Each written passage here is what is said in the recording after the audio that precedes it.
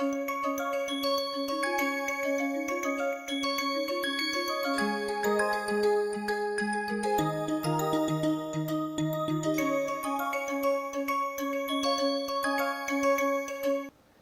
everyone, welcome back to the third session of week 8 of our NPTEL course in Herbal Drug Technology and Regulatory Sciences. We are seeing quality control particularly in this week. So we saw quality control books which are your pharmacopoeias, your monographs, as well as in the previous session we started into WHO methods for quality control. Under that, so far we have seen the organoleptic, microscopic, macroscopic as well as some of the physical methods. Apart from those physical methods, the other physical methods also include volatile oil determination, such as the ones we use with the Clevenger assembly. Now in this particular session, we will see what are the chemical methods for evaluation of drugs. Now chemical methods for evaluation of drugs can be divided into two categories or two broad categories, what is called as qualitative evaluation and quantitative evaluation. While the qualitative test tell me the presence or absence of a compounds like all or none response, my quantitative estimation methods give me the precise amount or the precise quantity of my metabolite or a plant metabolite which is present within the sample. So say for example, if you just want to check that whether your sample contains tannins or not and which type of tannins, you could just take your sample, boil it in alcohol and treat it with ferric chloride reagent like the one we have done here. So you can see your sample is typically brown, but if treating with ferric chloride gives you a greenish coloration, probably your sample contains condensed tannins, and if it's giving a blue coloration, probably it contains what are called as hydrolyzable tannins. So yes, we can tell qualitatively whether it has tannins and what type of tannins, but how much quantity of tannins are present we cannot tell in the qualitative method. For that we have to resort to the second method, which is quantitative methods, and quantitative methods often use spectroscopy or chromatography. So you can use UV with spectroscopic methods or chromatographic methods such as HPLC, GC in order to analyze it, and such methods often require what is called as a reference sample. Now coming to our qualitative methods, in qualitative methods apart from chemical tests, we also have what is called as thin layer chromatography that we will be studying. So what is this qualitative methods which are described in WHO? So WHO describes a few qualitative methods which includes identification test or phytochemical tests. These tests are also seen in WHO monographs of individual herbal samples. You can see limit tests. Now this limit tests are for heavy metals, particularly something like chlorides, arsenic and so on. So this heavy metals should be present and they are kind of inevitable. We do not say it should be present, but we say that they are inevitable, and hence if at all they are present, they should be present within the limits. Say for example 200 ppm per gram or so on and so forth. In order to check, what we do is we analyze them using what is called a semi-quantitative method, which does not give us whether how much chloride is present, but at least it will tell us whether the chloride present is more than 200 ppm or less than 200 ppm by some tests, and those tests are called as limit tests. So they establish a limit by comparison with a standard, and if your solution is more lighter than the standard, then it is more dilute, say less than 200 ppm. If your solution is more darker, you say for example your chlorides, you can treat it with ferric ammonium sulfate and then you can check the intensity in your UV vis spectrophotometer, and then you can check if the intensity is higher than the 200 ppm sample, definitely your chlorides are higher in the test, and that should not be the case. Similarly for arsenic, you use your mercuric trichloride paper and treatments, and you can see the intensity of yellow spots. Such kind of methods are used to check the presence of heavy metals. They are often semi-quantitative, as not clearly qualitative, not clearly quantitative. You also have thin layer chromatography, which will help us tell whether a particular compound or an analyte is present or absent in the sample. Coming to quantitative analysis, in quantitative methods under WHO monographs, we have methods such as determination of tannins, wherein your tannin is made to react. Say for example, your plant extract is made to react with about 6 grams of animal hide powder, and then you see that initially your sample extract contained how much tannins, and after reacting with animal hide powder and precipitating the tannins, how much the extract is there. So definitely the difference in weight will tell me how much amount or how much weight of tannins were present. You also have specific determinations such as your HPTLC, HPLC, nowadays modern days UPLC, GC, not much prescribed, but HPLC and GC are true when you want to analyze your pesticides, when you want to analyze your certain toxins, as well as certain advanced techniques are used for even radioactive contamination determination. In order to do that, you will need some chromatographic techniques, and often these are the ones which have been used. You also have determination of radioactive contamination, which has also been there. Now moving to thin layer chromatography, what does WHO say about thin layer chromatography is, it gives us both methods for prepared plates and how to prepare plates. So for prepared plates, you get them in market, but if you have to prepare plates, you have to take a good glass plate and then you prepare a slurry of silica, dip it, ensure a thin applicator applies a very thin film, dry it in the oven. You have to at least dry to ensure that there is no amount of adsorbed moisture on the surface of your TLC plate. These plates are called as prepared plates. Once these plates are prepared, then you prepare your mobile phase. Keep the mobile phase in a TLC chamber for saturation. So your TLC chamber is generally kept covered, and many a times filter paper or any other suitable diffusion agent is added to ensure a quick saturation. Many a times you find industries coming up with what is called as a twin trough chamber, and then you can put in your mobile phase and keep your plate in a slanting manner. You will see the mobile phase climbs up upon time, and because of the saturation the mobile phase doesn't evaporate. So once your TLC plate is run, you kind of remove it out, mark your solvent front, because that solvent front will help you get an idea about the retention factor or RF. So take for example, what we have is a case study of black pepper fruit, and what we have done is we have extracted it in alcohol by boiling 1 gram of black pepper in 100 ml of alcohol. Then we have spotted it, and then we have run against a standard. So this is a standard piperine, and as you can see, your black pepper contains standard piperine in a very high concentration. So when it is checked under UV 254, you can see, because the silica gel plate contains a fluorescent indicator. So piperine kind of quenches, making the band little darker. You can even see a faint glow in UV 365, which is a purple nanometers. Here if you observe more nicely, you can see here it is a solvent front. So till this point your solvent has been running. So if I have to calculate the RF of piperine, I say this is the distance run by solvent, and this is the distance run by solute. So distance RF is calculated as distance travelled by solute upon distance travelled by solvent.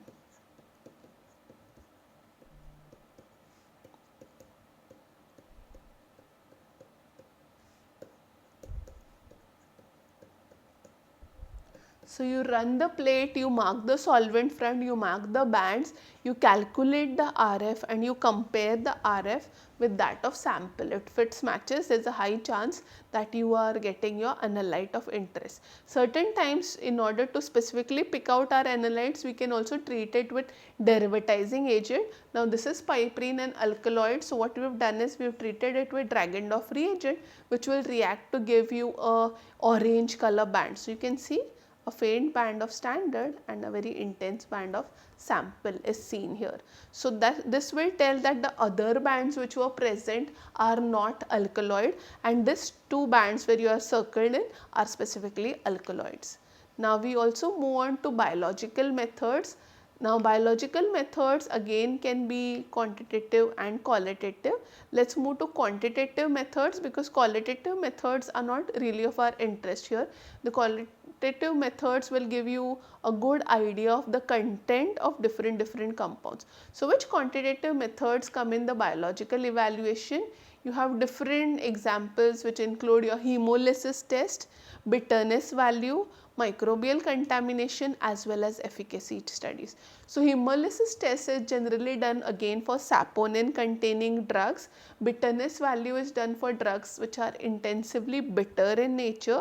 Microbial contamination, I don't say your herb should be free of microbes, but there should be a limit to the amount of microbes which are present, and that is what we are checking. At the same time, when you are doing or assessing microbial contamination, you have to see to it that it is completely free from certain pathogenic microorganisms which may harm the health of the patient. In addition to that, an important criteria is efficacy studies, but owing to the limited scope of our course, will not do efficacy studies. Efficacy studies involve testing all your plant materials as well as extract on preclinical models, that is your in vitro, in vivo models, which includes your cell lines, which includes your animal studies, as well as certain human volunteer studies which are called as your clinical trials. So once you do it on a cell lines, you see the molecular markers, are they really expressed, or if you see animals, if I am proving or if I am checking for diabetic activity or anti-diabetic activity.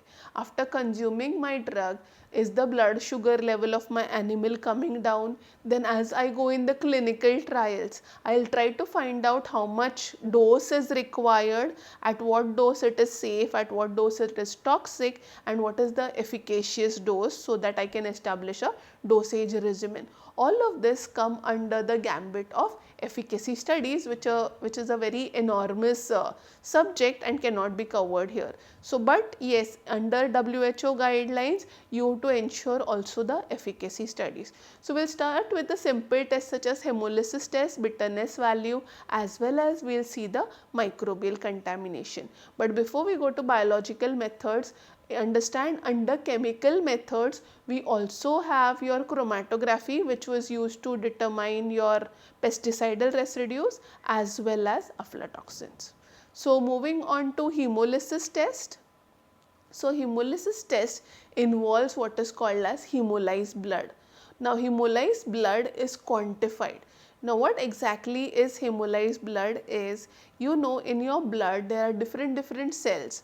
These cells includes your platelets, WBC, RBC and so on. So when you are talking about colored cells, that is your red blood cells, these red blood cells are taken from ox. So generally we want ox RBCs, and these are treated with sodium citrate. So this is called as citrated blood. Citrated blood ensures that there is no coagulation or breaking, or the clotting processes do not start in. Okay, so now once you have the citrated blood, this citrated blood is diluted in the phosphate buffer for a pH of about 7.4 and a 2% suspension is created. Now this is something what we require in order to check for the hemolysis. What exactly are we checking is, we are going to prepare different dilutions of saponin and see what is the lowest dilution of saponin that causes 100% hemolysis. So for that, previously I will just see this. So you can see here, as my concentration of saponin increases, my supernatant becomes more and more darker. So when my RBC is breaking, my hemoglobin is released, and this hemoglobin which is released in the plasma is giving me this color. So more darker is the color, more complete is the hemolysis. So with standard saponin is generally a saponin of which 1000 units are causing complete hemolysis.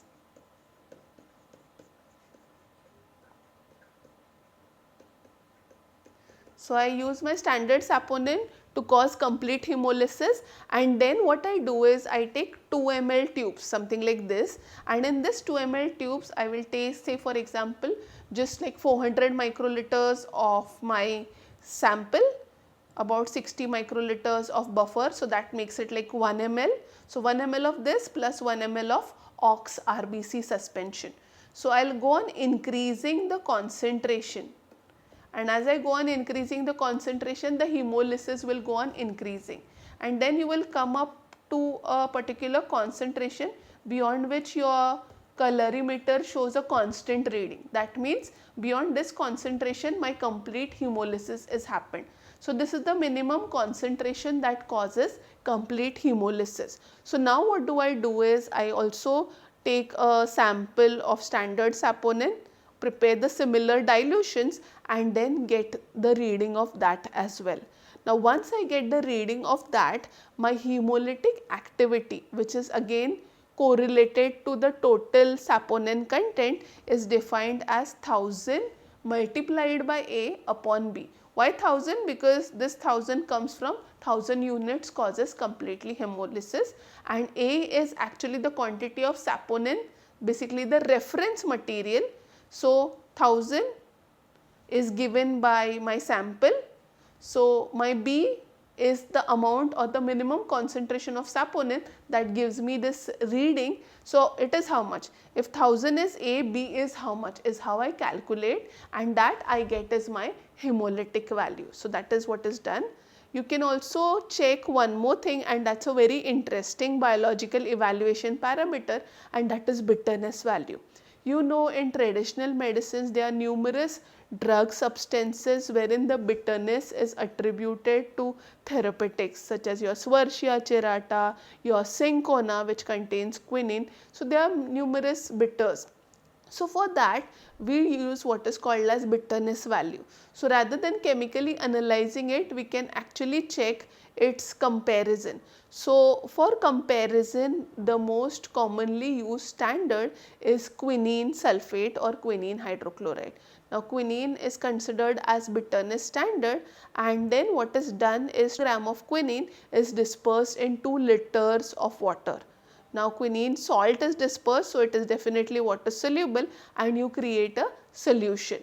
Now you create a solution when you disperse grams in 2 liters is as equal to your 100 ppm. Okay. So it is like you have about 100 ppm. So if you say 100 ppm, if I take this 4.2 ml and then dilute it to 10 ml, this 4.2 of 100 ppm will give me 0.042. So this I do keep on doing the dilutions. Now this is the most dilute solution, and what I do is for this I require human volunteers, because bitterness value is checked by tongue. So definitely a panel of human volunteers is taken, generally 5, and then they start testing all of this solution starting from the most dilute one. So first they rinse their mouth with water. This is ordinary, safe, portable drinking water. Generally chlorinated water is not used because chlorinated water gives a little bitter taste. So safe, portable, hard drinking water or safe portable drinking water is used. Now in that case you start rinsing your palate, then you drink in the most dilute solution of quinine. That is how you check in, and see your tongue threshold. at, you just take this solution in your mouth, keep it for 30 seconds, keep on circulating it on the lower part of your tongue, which detects on the bitters. So after keeping for 30 seconds, then you discard it off, and then you check if you are getting any bitter sensation. Okay. If you are getting a bitter sensation, at which concentration of this you are getting a bitter sensation, you will note it. Similarly, you will prepare your sample solution again in different dilutions. Now one thing to be remembered is there is always going to be some residual bitterness effect on your tongue, and as a result, between two readings, that is between this and this, I will rinse my palate well with water. At the same time, I will keep at least a gap of 10 minutes. But the bitterness value also changes from day to day, and depending upon your habits, what you have consumed as meal, everything. So it is generally suggested that you finish your bitterness value determination on the very same day itself. Okay. So what is done is, or once you do this analysis, actual bitterness value can be defined as, a bitterness of your sample, which equates to a bitterness of, dissolving about a gram of quinine hydrochloride reference in 2 liters of solvent. So here what you are going to take is 1 gram of quinine hydrochloride in 2 liters of solvent, disperse it, and then you start checking it. Now once you get the threshold of your sample as well, in that case you will put in this formula. Now what is this formula? This is 2 liters, so your 2000 is brought in, and then 2000 into C. C is actually how much quantity of quinine hydrochloride is there in that particular test tube, something like this. Okay. So 1000 into how much quantity of quinine hydrochloride is there in that test tube, because we want it in 2 liters, so we will multiply it by 2000. So that quantity of quinine hydrochloride which is present, which is giving me bitterness perception, now multiplied by 2000 times, and then divided by how much volume of your sample did you take and how much is the concentration. So concentration into volume is again the same factor as that for your quinine. So here you have concentration of quinine and the volume, and here also you will have the concentration and the volume, wherein B is the volume which is there in ml in tube with the threshold bitter concentration, and then C is the bitterness, or A is the bitterness concentration of the stock solution ST. Okay.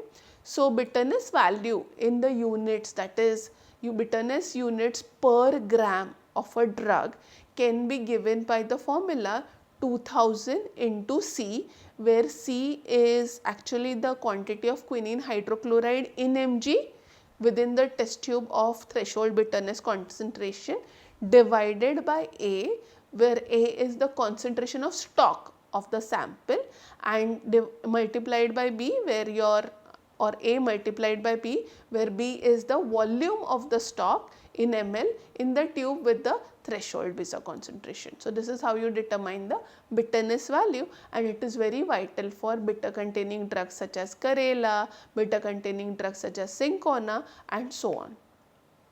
Now going to the next important parameter, this is a chemical evaluation parameter, and that is your maximum limit of pesticidal residues. Now pesticides are utmost important, especially your herbal drugs are concerned, and they are definitely sprayed on many of the herbal preparations. So WHO says wherever it is possible for you to determine and know the source of pesticides, you can know the source of pesticides and use chromatographic methods such as HPLC or GC to determine the concentration of your pesticidal residue. Now that is something which we have to take into account, where the nature of pesticide is not known. When the source is not known, or it is from multiple sources, you don't know the exact nature of pesticide, then it is, what you can do is, especially for organochloride pesticide, you can determine the total chlorine content, and then you base it on the formula, or what is called as acceptable residual level. And now this acceptable residual level, you should base it based on the most toxic chlorine containing. Now because it contains chloride, it could be any chloride. So base it on the most toxic, so that definitely it is going to be much safer. So you can base it on iodine or even dihydrin. Okay. Now many a times industries keep a count of it in what is called as acceptable or allowed residual limits for pesticides in plant materials. Now what is allowed residual limits? Or you see, you cannot get your herbal material which is completely pesticide free. So in that case, what is done is you can calculate allowed residue limits which can be tolerated, and that is based on the formula. Now this formula is ADI, which is acceptable dietary intake of pesticide. How much pesticide can you consume mg per kg per day? Now we definitely consume pesticides in both halves. So we consume it from food products and we also consume it from herbal medicines. Now WHO says that when you are consuming it from herbal medicines, we should take into consider that whatever is pesticides is coming from food sources is 100 times more. So that what is coming from herbal material is just 1%, and to account that I am calculating ARL 100. So that means if I am taking 1% from plant, definitely the remaining 99 is coming from your food, and total what that person is consuming is 100.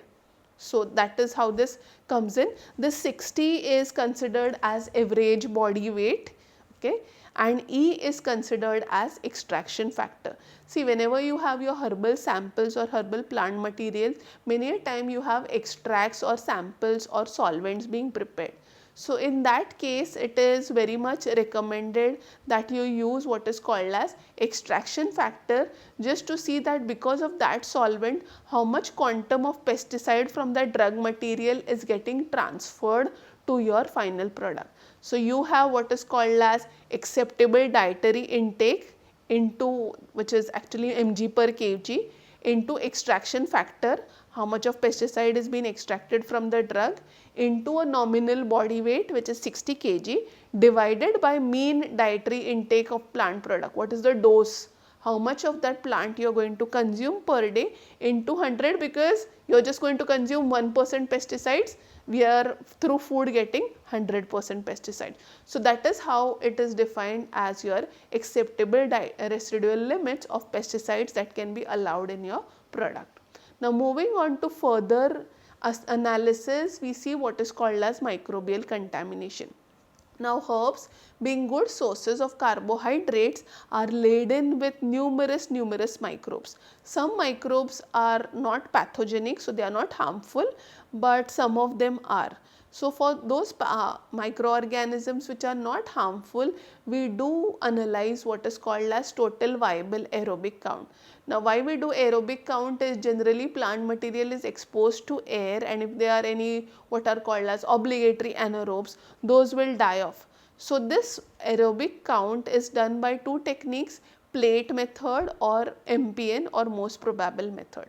For organisms which are pathogenic, which may harm the health of patient, they are often kept in enrichment media and subsequently plated to check if they are present or absent in the sample.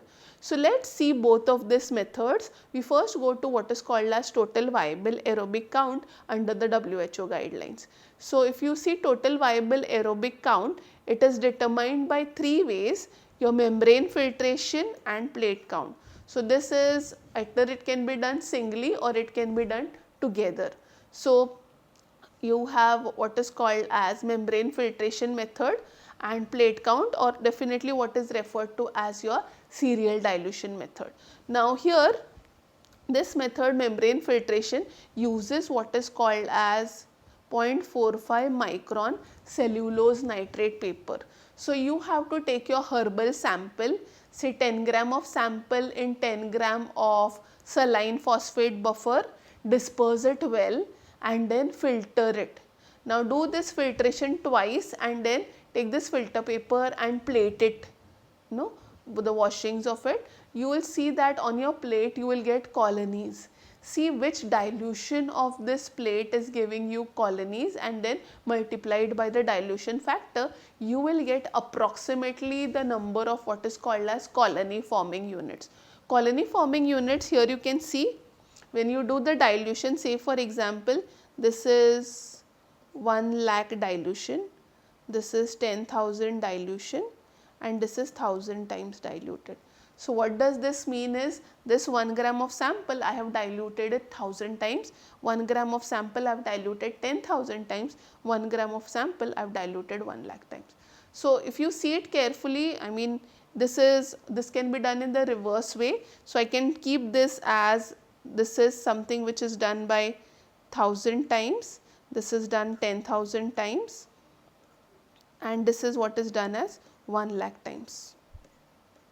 Now, how do you see this is, the most diluted ones will have least number of colonies. That is why I changed the reading, and you can see it just has 1, 2, 3, 4, a few countable colonies here. Okay.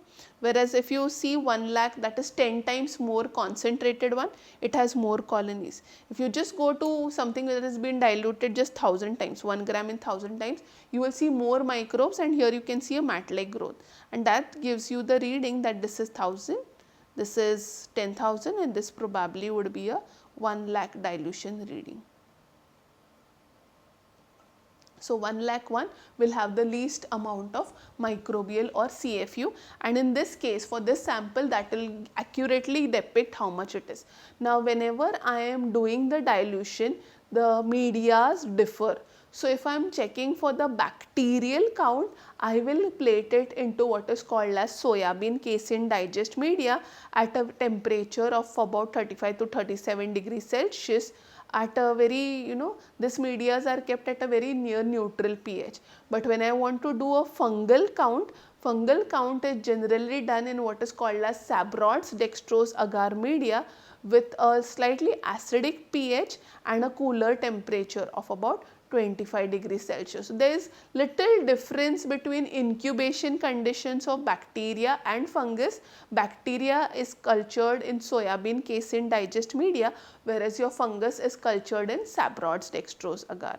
So, you can do membrane filtration followed by serial dilution and then quickly a plate count. The second method what we do is your serial dilution, or the second method what we do is what is called as your most probable number technique. Now, under most probable number technique, what is done is your same serial dilutions are kept in tubes, and then you see the turbidity. Okay. So, you keep 3 tubes of dilution, you can see 0.1, you keep 3 tubes of dilution 0.01, and you keep 3 tubes of dilution 0.001 ml. Okay. And then in all these 3 tubes you just check for the presence of turbidity.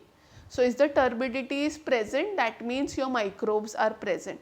So, say for example, your MPN is a very simple table. It will say of all your tubes, this is going to be a most dilute tube, which is like 1 lakh dilution, this is like your 10,000 dilution, and this is like your 1000 times dilution, and so on. So, when you do these tubes, if all the 3 tubes are showing a positive growth, here also, quite possibly that your colony forming units or bacterial count is greater than 1100. But now you just come to a case where you have a growth only in the 1000 tube. The remaining 2 tubes show you no turbidity.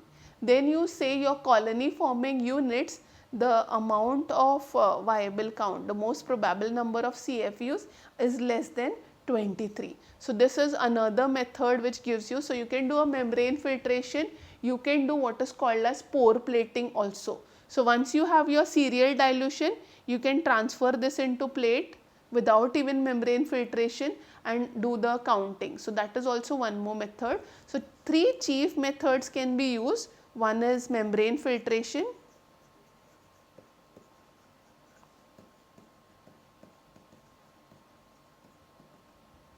here you can also do what is called as serial dilution for the membrane filtration as well as separately with a pore plate technique.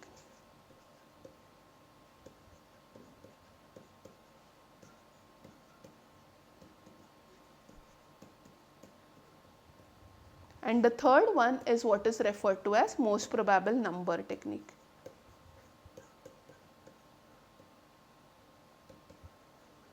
The third technique does not require plating at all.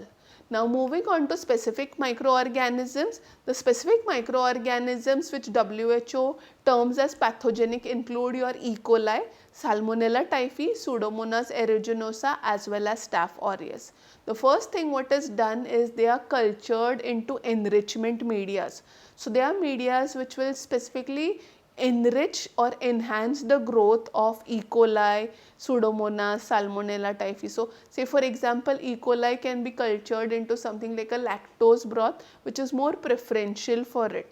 So, it grows in there, and once the growth is done for a period of 24 to 48 hours, then they are transferred into medias which are called as selective medias. Now, this selective medias will ensure that when I am pouring or when I am streaking from that enrichment culture into this plates containing this medias, I can identify my colonies very properly. Say for example, McConkey contains phenol red. So, anything that is a gram negative lactic acid fermenter will cause a pH change and E. coli colonies will appear pink to red.